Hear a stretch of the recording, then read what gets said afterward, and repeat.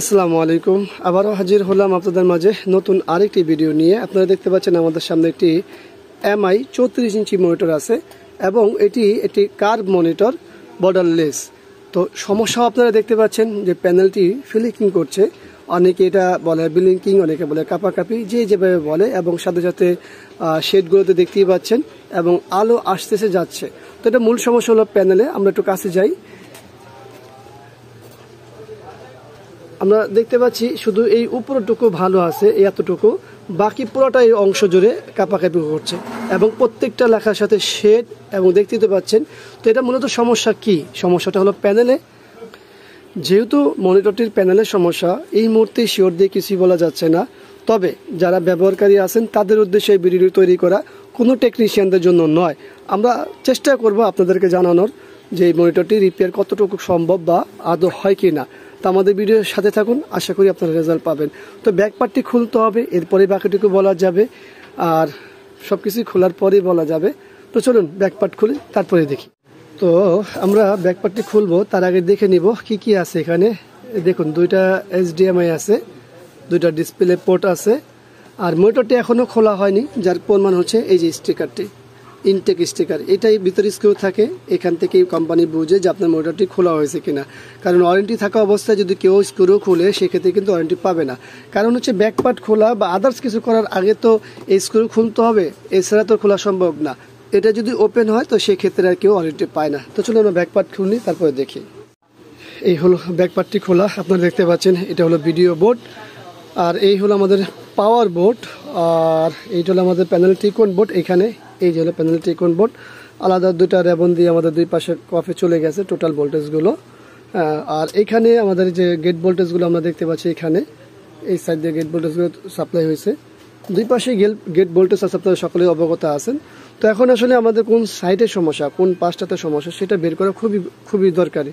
তো তা বের করতে হলে আমাদের যে কোনো অ্যাক্সিড আমরা ছেড়ে দিব, ছেড়ে দিয়ে পাওয়ার দিব।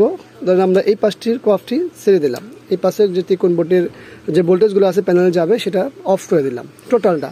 তখন এখন আমরা পাওয়ারটি দিই, দেখি তারপরে কি অবস্থা। আর পাওয়ার দিতে আমরা HDMI কেবলটিও লাগাবো, পাশাপাশি আমরা পাওয়ার দিব। কারণ হচ্ছে আমরা এখন নির্ণয় করব যে আসলে কোন দিকে সমস্যা। তা পাওয়ারটি দিলাম, ওপেন উপরে ওঠাই। এই জায়গাগুলো খুব সাবধান, কি আছে দেখি। এই পাশটি কিন্তু ভালো আছে, যদিও কাঁপতেছে, এটা মোবাইলের জন্য। এই দেখুন, এই পাশটি ভালো আছে, এটা কাঁপতেছে শুধুমাত্র ওই মোবাইলের জন্য। আর আমরা যদি এই পাশটিতে কাজ করি, সেক্ষেত্রে কি হয়, আমরা পাওয়ারটি অফ করে দিই, এই পাশটি খুলে দিব, এই পাশটি আমরা খুলে দিব, খুব সাবধান। যদিও যারা আপনারা টেকনিশিয়ানদের জন্য ভিডিও তৈরি করে না, তারপরেও বেসিকটা দেখাচ্ছি। তবে একটা কথাই বলবো, যারা ব্যবহারকারী আছেন তারা এই কাজগুলো করবেন না, কারণ হচ্ছে আপনার ক্ষতি আপনি করলে আমাদের কিছু করা থাকবে না। তো চলুন পাওয়ারটি দিই, পাওয়ার দিলাম, আসে দেখি। দেখুন অলরেডি এমআই কিন্তু ফাটা শেড দেখলাম। হ্যাঁ, এই দেখুন শেড দেখতে পাচ্ছেন, শেড পাচ্ছেন। আমাদের এই পাশে কিন্তু শেড ছিল না, কিন্তু এই মোবাইলের কারণে এই রেখাগুলো কাঁপতেছে, কিন্তু আসলে কাঁপতেছে এটা মোবাইলের ক্যামেরার কারণে। তো আমাদের মূলত সমস্যা হলো এই পাশের যে গেট ভোল্টেজগুলো আছে সেগুলো অফ করে দিতে হবে। তো যাই হোক, আমরা যেভাবে যাই করি, আপনারা যারা টেকনিশিয়ান আছেন আপনাদের মতো করে করবেন। মোটামুটি একটা ধারণা দিয়ে দিলাম, এখন আমরা বাকি কাজ করি, তারপরে দেখি কি রেজাল্ট আসে। সঙ্গে থাকুন, ফুল ভিডিওটি দেখুন। আমাদের মূল কাজ শেষ হয়েছে, এখন পাওয়ার দেব। তো পাওয়ার দিলে আমরা খাড়া করে নিই একেবারে। এই হলো আমরা মনিটরটি দাঁড়া করিয়েছি। আপনারা লক্ষ্য করলেই দেখতে পাবেন যে আগে যে শেডগুলো ছিল সেই শেডগুলো চলে গেছে। এই যে প্রত্যেকটা জিনিসের সাথে যে শেডগুলো ছিল সব শেডই চলে গেছে। তো শেডগুলো আলহামদুলিল্লাহ পুরোপুরি চলে গেছে, কাঁপুনি শেষ, বা যাই ছিল টোটালটাই আমাদের সমাধান হয়েছে। তো যারা ব্যবহারকারী আছেন তাদের উদ্দেশ্যে ভিডিওটি যেহেতু তৈরি করা, আশা করি ভিডিওটি আপনাদের ভালো লাগবে।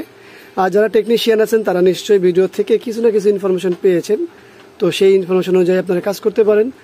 আর যেহেতু ভিডিওটি শুধুমাত্র যারা ব্যবহারকারী আছেন, ইনশাআল্লাহ আপনারা যোগাযোগ করতে পারবেন আমাদের সাথে। যোগাযোগ করার জন্য আমাদের ডেসক্রিপশনে নাম্বার দেওয়া আছে এবং ভিডিওর মাঝেও নাম্বার উঠতেছে। আশা করব আপনাদের কাজে আসবে। তো সবাইকে ধন্যবাদ জানাচ্ছি ভিডিও দেখার জন্য। ভালো লাগলে লাইক, কমেন্ট, শেয়ার অবশ্যই আমাদের এই চ্যানেলটি সাবস্ক্রাইব করবেন, পাশে থাকবেন, বাটন চাপ দিয়ে রাখবেন। আবারও দেখাবো ইনশাআল্লাহ অন্য কোনো বিষয় নিয়ে। আসছে বিদায়। আল্লাহ হাফেজ। আসসালামু আলাইকুম ওয়া রাহমাতুল্লাহি ওয়া বারাকাতুহু।